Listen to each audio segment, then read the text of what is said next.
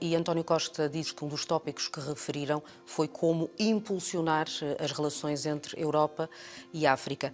O que é que Angola pode fazer a esse nível? Esta é uma pergunta muito interessante que eu acho que devia merecer duas reflexões da nossa parte. Para você, jovem angolano, senhor angolano, o que é que você tem para oferecer para o país? E também respondes sinceramente o que é que Angola tem para oferecer para o mundo. Esta é uma pergunta muito interessante e que nós angolanos devemos refletir nela profundamente e com sinceridade. O que eu, cidadão nacional, tenho a oferecer ao meu país e o que o meu país tem a oferecer para a economia global, para o mundo. Uma pergunta muito relevante. Mas vamos ouvir o que disse nosso presidente e depois comentemos. O que é que Angola pode fazer a este nível? Dizer aos europeus que o que nós queremos são verdadeiras relações de cooperação. E o que às vezes não acontece, e queremos combater um certo paternalismo que por vezes existe, e dizer que nós também temos algo para oferecer à Europa. Não apenas a Europa tem capital, tem know-how para oferecer ao nosso continente, como nós também temos algo de muito importante a dar em troca, domínio da segurança internacional, estou-me a referir. Da segurança internacional, Angola tem uma palavra a dizer. E no domínio econômico, portanto, na produção de bens alimentares para alimentar o mundo. Nós temos território suficiente, água suficiente, falta-nos a capital e know-how para sermos um país fornecedor de alimentos não para Angola, mas para o mundo. Portanto, o benefício da cooperação entre os nossos dois continentes é recíproco. A resposta do presidente angolano é óbvia. O que nós temos para oferecer para a economia global é mesmo isto. E parece, deixa-me aqui dizer aqui em parênteses, que parece que somos uma mulher que vai para uma relação e tudo que ela tem para oferecer é o seu corpo e mais nada. Então nós estamos numa situação de desvantagem em relação à economia global, porque o que nós temos para vender é o que eles precisam para fazer aquilo que nós precisamos. Ok? Eu tenho madeira para vender madeira, porque eu preciso de carteiras. Eu tenho petróleo para vender petróleo, porque eu preciso de gasolina, de gasóleo. Portanto, nós estamos do lado frágil, né? Porque o que nós temos, ninguém come petróleo, ninguém come madeira, ninguém come diamante, ninguém come ferro, ninguém come pedra, né? O que nós precisamos é coisa de consumo. Eles precisam de matéria-prima para produzirem aquilo que nós precisamos. Então nós estamos nós estamos em uma posição de desvantagem, atenção, porque, como disse o presidente angolano, os europeus têm o quê? Têm know-how, conhecimento para transformar a terra, têm capital. Capital aqui não sei se ele se refere em dinheiro ou se ele se refere em máquinas, porque capital poderá ser máquinas ou poderá ser dinheiro, a depender, estamos em contexto de contabilidade ou em contexto de economia, ponto. Mas eu acho que essa resposta do presidente angolano é mais sincera que podia dar, porque é o que realmente nós temos. Ponto. Em curso, prometeu a criação de autarquias. Para quando as eleições? Bom, isso não é uma questão de promessa. Foi uma promessa eleitoral? É uma decisão. Não é eleitoral, porque nós apresentamos esta questão das autarquias logo depois do início do meu primeiro mandato. Portanto, eu vim para a presidência da República de Angola em 2017 e, se não estou em erro, foi em 2018 ou 2019, eu não estou muito certo, que numa reunião do Conselho da República e por iniciativa nossa, minha, nós falámos da possibilidade de organizarmos as eleições autárquicas. Bom, isto é tudo um processo,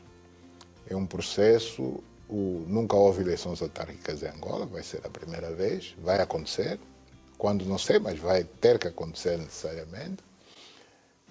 Para que haja eleições autárquicas é preciso que tenha um suporte legal, Portanto, faltará mais do que uma, mas dessas que faltam, há uma que é fundamental, que é a definição digamos, do timing da realização dessas mesmas eleições. Ou seja, há duas posições diferentes. Há quem pense que logo pela primeira vez o país deve realizar eleições autárquicas em todos os municípios do país. Esta é uma posição. E há quem seja mais prudente, não diria mais conservador, mas mais prudente, e que considera que, por ser uma experiência nova, seria, digamos, como se soe dizer-se, dar um tiro no escuro, começando por realizar logo na totalidade dos municípios do país. Portanto, e que isso podia ser feito de forma faseada. Tão logo se consiga ultrapassar este diferendo entre forças políticas, aprova-se a lei e, a partir daí, o chefe de Estado estará em condições de criar as condições e convocar as eleições autárquicas. As autarquias para Angola são uma das formas para resolver os problemas do país. Os problemas de Angola não se resolverão e não se resolvem com as autarquias. As autarquias é uma das vias, uma das possíveis vias para resolvermos o problema de Angola.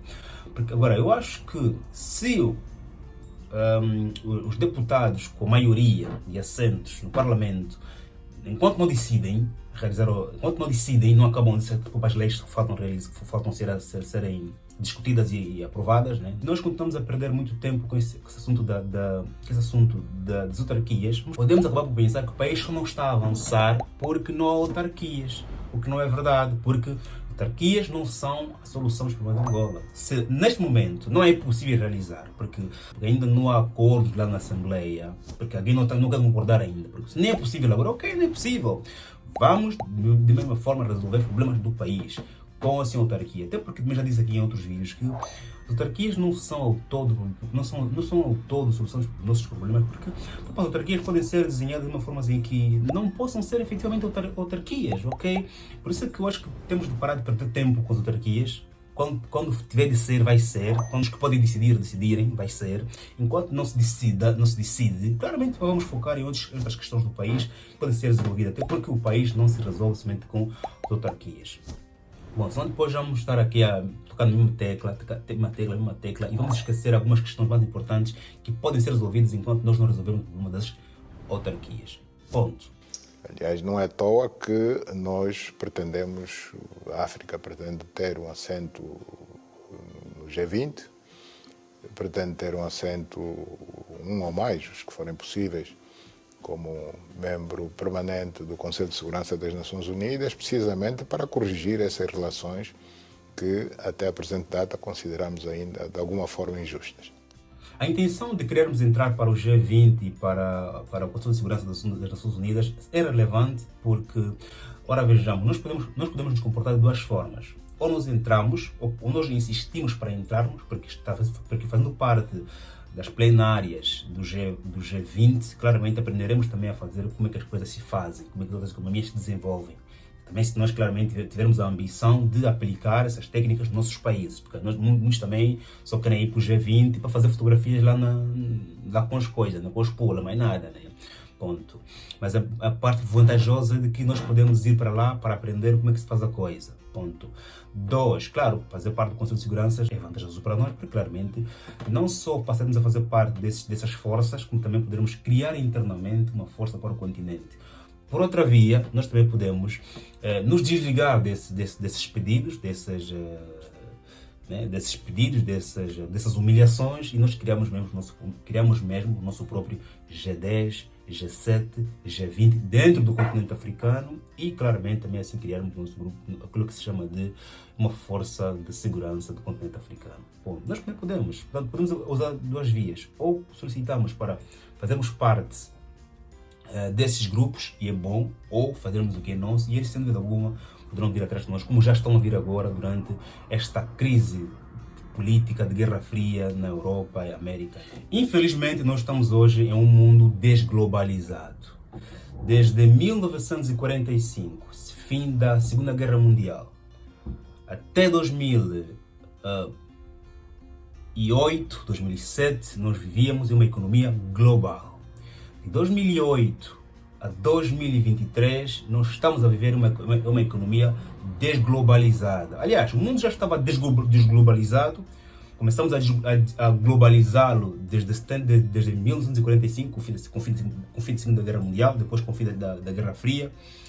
Até 2017, 2008, o mundo estava globalizado. De lá para cá, o mundo voltou a estar desglobalizado. O que é a desglobalização? É quando estamos em um mundo onde existem vários pilares, vários grupos econômicos, vários grupos políticos, vários grupos sociais. Hoje nós temos uma NATO, que criou mesmo uma classe, mesmo que dividiu mesmo o mundo, e claramente a NATO foi mesmo criada para dividir e potencializar a Europa e a América, mas estamos unidos, estamos ainda globalizados, porque as falhas nas economias de outros países ainda vão afetando as economias de outros países, porque nós criamos uma dependência de longo prazo, claramente isso também deficiência nas economias africanas, europeias e americanas, e vão claramente afetando as outras economias, mas nós estamos a viajar para uma desglobalização, no momento em que vemos que a Ásia é a China, é o Irão, estão divididos, a Europa está dividida, a Rússia claramente ocupa duas partes, a Europa e a Ásia, mas a Europa é muito mais Europa do que a Rússia é muito mais Europa do que a Ásia, mas a Europa dividiu-se completamente, porque mesmo na Europa tem países que apoiam a Rússia, tem países que apoiam a Europa, né? Depois tem a América, né? Mas quando nós olhamos para a América, olhamos para os Estados Unidos da América, até porque também a América Latina é comparada à África e à Ásia, né? Portanto, o mundo está desglobalizado. Essa guerra na Ucrânia veio cada vez mais dividir o mundo.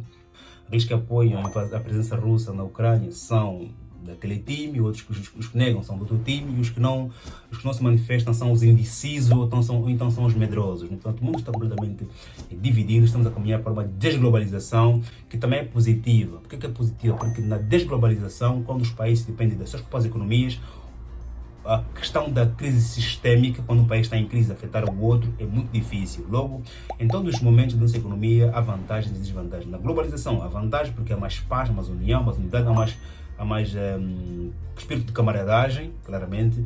E na desglobalização também há vantagem porque não existirá a crise sistêmica. O que aconteceu em 2008 com a crise imobiliária, com a bolha imobiliária nos Estados Unidos da América. Família, se gostas dos meus comentários, faz um like nesse vídeo, subscreva no canal, ative as notificações que eu vou contar contigo no próximo vídeo. Tamo juntos, que Deus nos abençoe. Amém.